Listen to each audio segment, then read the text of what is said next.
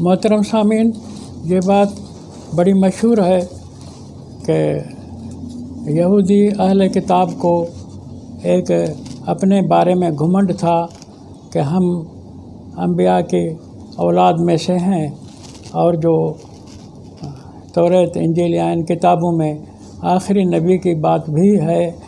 عیسیٰ علیہ السلام نے جو بتایا تھا کہ یاتی من بعد اسمہ احمد، میرے بعد جو آئے گا آخری نبی اس کا احمد نام ہوگا۔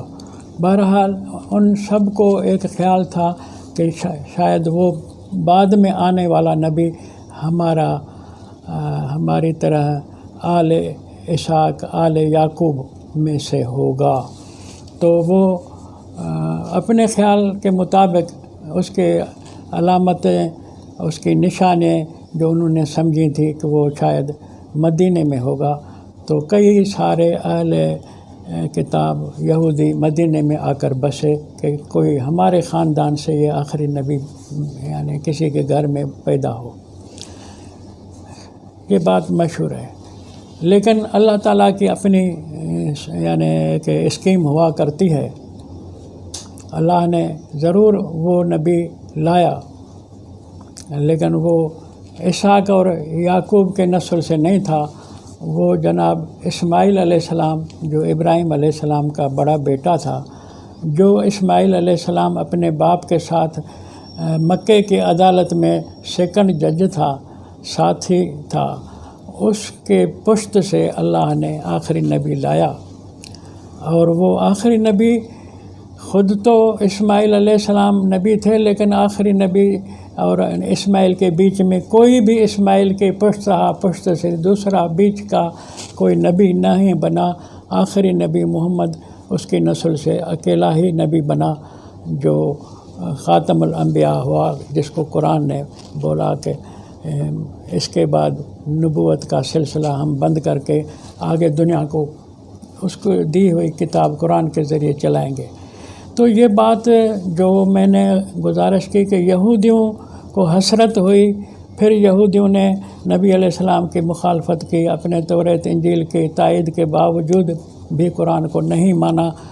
تو اسی طرح بے عین ہی جو فارس کے مجوسی تھے، یہ زردشتی مذہب کے حوالے سے میں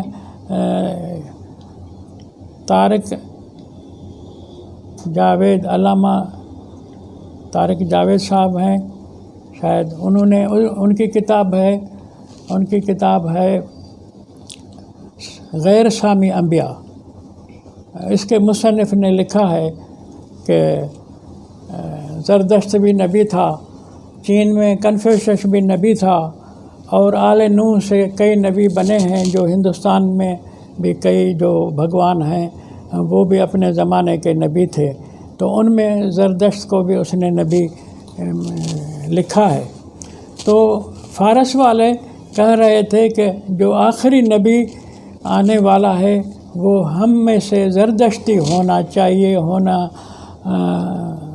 ہمیں پسند ہے، دوسرے نسل سے وہ نہ ہونا چاہیے۔ ایک خواہش تھی، ایک جس طرح یہودیوں کی خواہش تھی اپنے لیے۔ تو اللہ تعالیٰ کا تو اپنا حساب ہے، اس نے ابراہیم کے بیٹے اسماعیل سے یہ جو آخری نبی محمد علیہ السلام پیدا کیا۔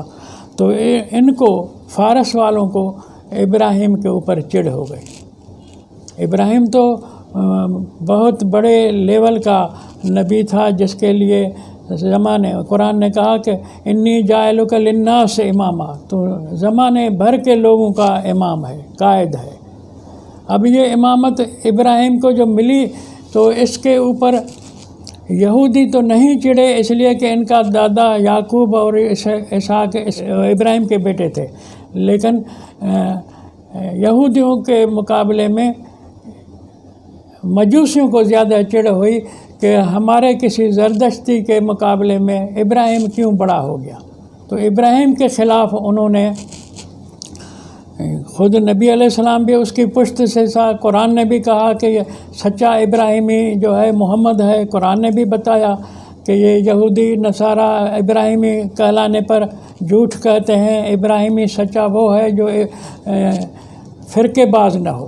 سچا ابراہیمی وہ ہے جو سارے جگ جہان کے لیے کام کرے، انقلاب لائے، ان کے مفاد کے لیے یعنی لٹیروں سے لڑے، وہ تو محمد ہے، قرآن نے بتا دیا۔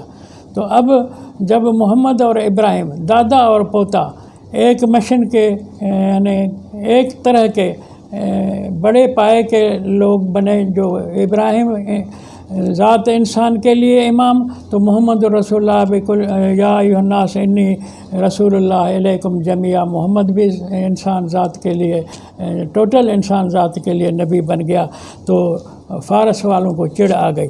اب اس چڑ کے اوپر انہوں نے جو کیا ہے وہ علم حدیث بنایا۔ فارس والوں نے علم حدیث بنایا، جس کے اندر قرآن کے ساتھ ٹکر کھانے کے لیے محمد علیہ السلام اور ابراہیم علیہ السلام کے خلاف ان حدیثوں میں انہوں نے بڑا گند پھیلایا ہے۔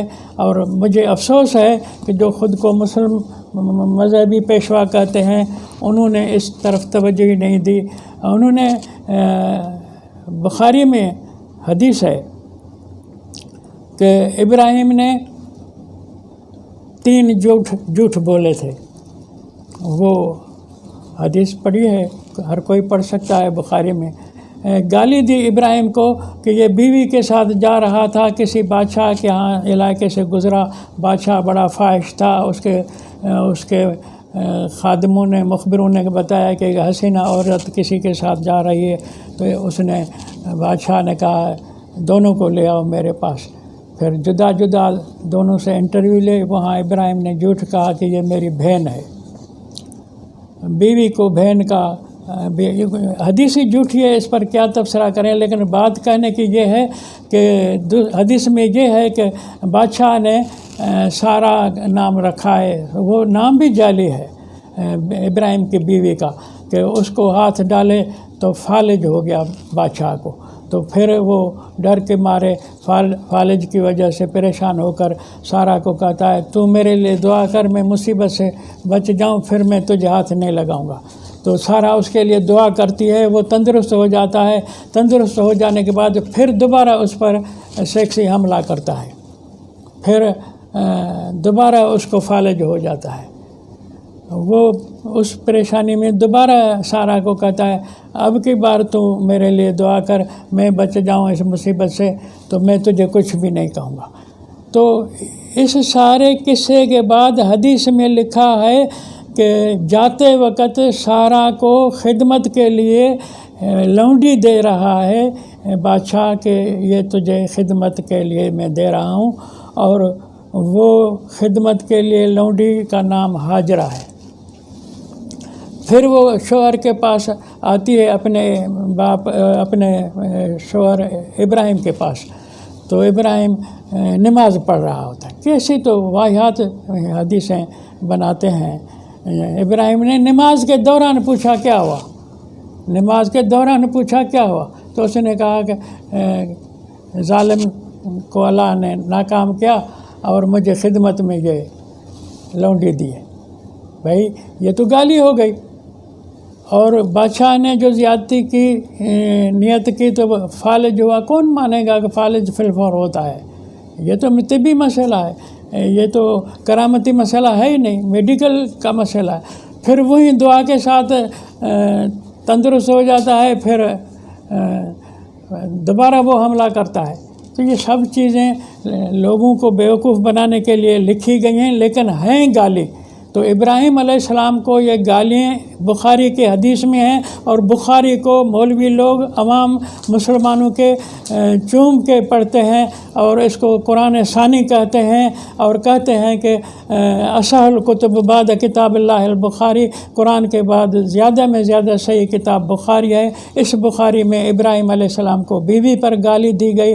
پھر کیا آگے چلتے ہیں، کہتے ہیں کہ اولاد نہیں ہو رہی تھی ابراہیم علیہ السلام کو، تو اس کی بیوی سارا نے کہا مجھ سے تجھے اولاد نہیں ہوتی تو یہ میری لونڈی لے لے ہاجرہ، اور یہ اسی سے صحبت کر تجھے اولاد ہوگی۔ پھر اس سے اس کو بیٹا اسماعیل ہوا۔ ابراہیم کو ہاجرہ سے بیٹا اسماعیل ہوا، اور اسماعیل کے پیچھے پیچھے پیچھے پیچھے کوئی بھی نبی نہیں ہوتا ہے، آخری نبی اسماعیل کے پشت سے محمد پیدا ہوتا ہے، جس کے لیے بخاری کہتا ہے کہ ابو ہریرہ کی حدیث ہے، یہ بلی کا باپ ابو ہریرہ بھی انہوں نے ایک نبی کا صحابی بنا کے اس کی حدیثیں کئی ساری بنا ڈالی ہیں کہ وہ ابو ہریرہ بلی کا باپ کہتا ہے تلک امکم یا بنی ما السماء، اے اوپر سے گرنے والے پانی کی نسل، یہ ہے تمہاری ماں، تلک امکم، یہ ہاجرہ تمہاری ماں ہے۔ مانا یہ گالی دے گیا، اس حدیث میں بھی ابو ہریرہ کے اس حدیث میں بھی گالی آ گئی کہ محمد تمہارا اس لونڈی کا نسل ہے، لونڈی کے نسل سے ہے۔ اب سوچو کہ لونڈی کے نسل سے نبی کے یعنی ابراہیم نبی ہے، اس کے یعنی کھاتے میں ایک فرضی لونڈی ڈالی اس کے بیوی کو گالی دے کر کے، پھر اس لونڈی کے نسل سے اسماعیل پیدا ہوا، تو اس کے پیچھے جا کر آخری نبی بھی اسماعیل کے نسل سے پیدا کرتا ہے۔ پھر ابو ہریرہ کی زبانی بھی کہتا ہے کہ تلک امکم یا بنی ما السماء، پانی کے اوپر سے ٹپکنے والے پانی کی نسل تمہاری ماں یہ ہے۔ مانا اشارہ ہے ابراہیم کی لونڈی اور اس کے ہاجرہ کے لونڈی ہونے کا۔ تو یہ سب گالیاں اس نے دی بخاری نے امام حضرت ابراہیم علیہ السلام کو۔ ایک حدیث یہ بھی ہے کہ ابراہیم 80 سال کی عمر کو پہنچا تھا تو اس کا ختنہ کرایا گیا۔ یہ کیا بدتمیزی ہے کہ 80 سال میں ابراہیم علیہ السلام جو اللہ کا اولوالعزم نبی ہے، تو یہ سب زردشتی فکر ہے جو تم سے بدلہ لے رہا ہے کہ تم ابراہیمی یعنی نبی کے قائم مقام ہو۔ اے محمد فتبع ملت ابراہیم حنیفہ، تو تابع داری کر ابراہیم کی ملت کی، جو برائیوں سے، بدکاریوں سے، ناجائز فکروں سے، نظریوں سے منہ پھیرنے والا ہے، تو اس کا تابع دار بن۔ محمد کو حکم ہے کہ تو ابراہیم کی ملت کی تابع داری کر، اور اس ابراہیم کو تمہاری حدیثیں یہ گالیاں دی رہی ہیں۔ اب ابراہیم علیہ السلام کہ قرآن نے کیا تو بات کی ہے کہ ہمارے نبی آخری نبی ہیں، اس کو بھی ہے حکم ہے کہ تو ابراہیمی ملت کی تابع داری کر۔ تو ابراہیمی ملت کا جو ابراہیم علیہ السلام کو اللہ نے منصب اور مرتبہ عطا کیا ہے، وہ سارے انبیاء اس کے فالوور ہیں، پیچھے چلنے والے ہیں۔ ان کو حسد ہے کہ یہ زردشت کے لیے مقام اور مرتبہ کیوں نہیں ملا، اس کے نسل سے، اس کے متبعین سے آخری نبی کیوں نہیں آیا، ابراہیم کے ہاں سے کیوں نہیں آیا۔ اس ضد میں، اس نفرت میں، اس حسرت میں یہ ابراہیم علیہ السلام کے لیے گالیاں لکھی ہوئی ہیں، اور وہ ساری بخاری کی حدیثیں یا اور کتابوں کی حدیثیں پڑھو گے تو تمہیں معلوم ہوگا۔ لیکن مسلمان مولوی ان حدیثوں کو چوم کر کے آنکھوں پر رکھتے ہیں کہ یہ دین اسی سے لینا ہے، یعنی قرآن سے دین نہیں لیتے، ان حدیثوں سے لیتے ہیں جن کے اندر تبرہ ہے ابراہیم علیہ السلام کے اوپر۔